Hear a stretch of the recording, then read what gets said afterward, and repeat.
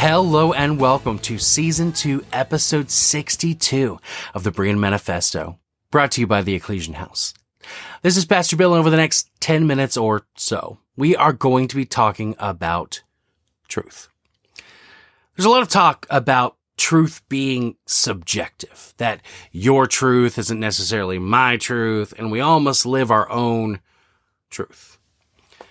My grandfather used to tell me, or I think it was my grandfather. Anyway, the point is, I used to be told not to accept wooden nickels. The idea there was that a wooden nickel may be the right size and shape. It might even have Thomas Jefferson engraved on it, but it's worthless. It's not made of nickel, it's made of wood. Now, subjective truth is a wooden nickel. It may look like enlightenment, it may sound like enlightenment, it may even feel like enlightenment, but it's worthless. What people are calling truth is a combination of opinion and fact. It's not uncommon to hold an opinion or fact in such high esteem that you convince yourself they are truth. But opinions, and even facts, aren't necessarily truth.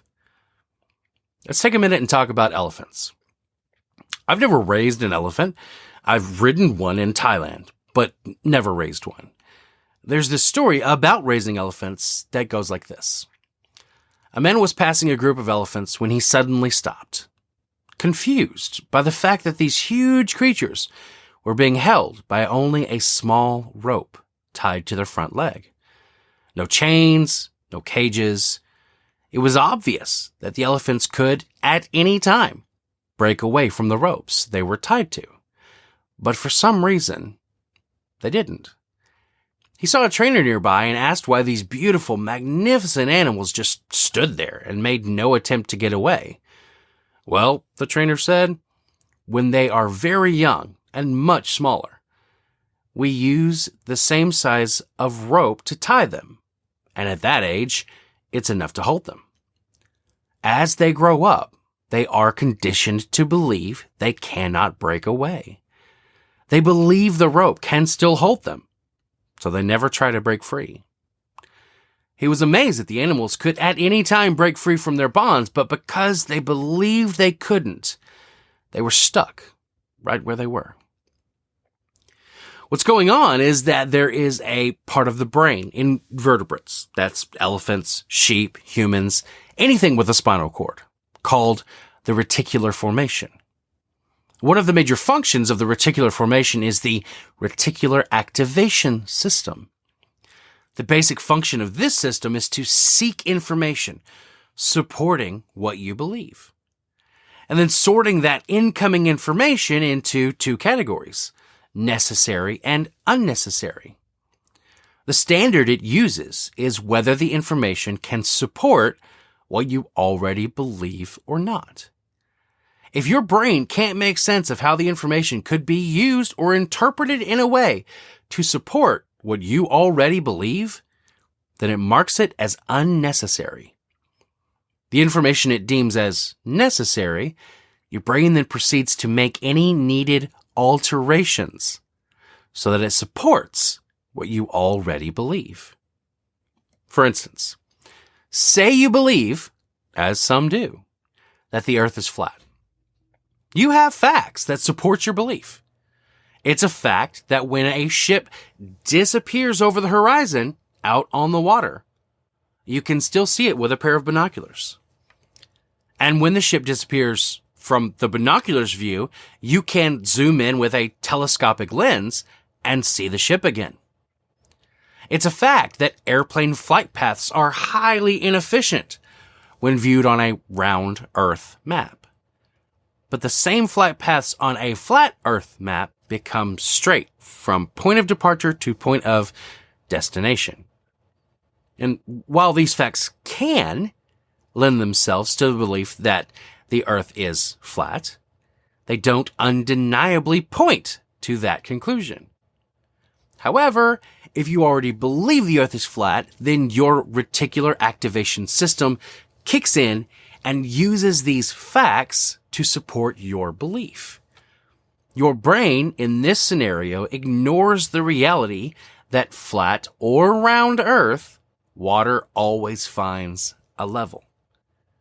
As far as flight paths, isn't it a more likely conclusion that flying that close to so large an object, like a planet, negates it being round, and that the distortions in popular modern maps just make the flight path appear inefficient? Isaiah chapter 53 verse 6 says, "We all went astray like sheep.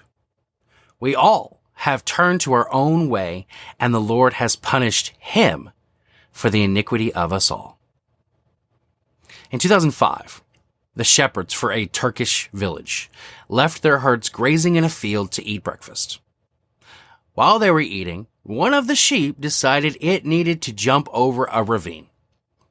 Miscalculating the distance, the sheep disappeared mid-jump, plummeting 49 feet to its death. From where the shepherds sat eating their breakfast, they watched, helpless to stop what transpired as one ball of fluff after another followed the example of the first one, attempting to leap over the ravine and disappearing. The whole flock, almost 1,500 sheep, ended up in a pile in the ravine. Upon retrieving their sheep, they discovered that the first 450 sheep over the edge died on impact, while the fall of the next 1,000 were cushioned by the ones before. At some point, the sheep, like the elephant, had been conditioned to believe something. The elephant that it was a slave to something that couldn't possibly keep it. And the sheep that what was good for the boldest of them was good for the rest, without evidence. So my question for you is this: what have you convinced yourself is the truth that isn't? How would you even know? With so many lies swirling around you every day, by what standard do you define what the truth is? Here's my policy. The Bible is truth. Anything that raises itself up against the Bible is not truth. It's an adaptation of 2 Corinthians chapter 10, the end of verse 4 and verse 5. We demolish arguments and every proud thing that is raised up against the knowledge of God, and we take every thought captive to obey Christ. I apply that standard against the news media, social media, my own fears and insecurities, even the sermons that I hear. If what's being presented, whether fact or opinion, I can't find or confirm in the Bible, then it's not truth. If I do find it in the Bible, even if I didn't previously believe it, then I change what I believe. Too many Christians are wandering around like the elephant, trapped by what the world tells them to believe, bad religious teaching, and erroneous theology because, like the sheep, some emboldened voice led them astray and they followed. My encouragement to you all, then, is to challenge the truth till you can prove it yourself. If it's actually the truth, then your challenge won't hurt it. It will only make it richer. This is Pastor Bill saying, until next time.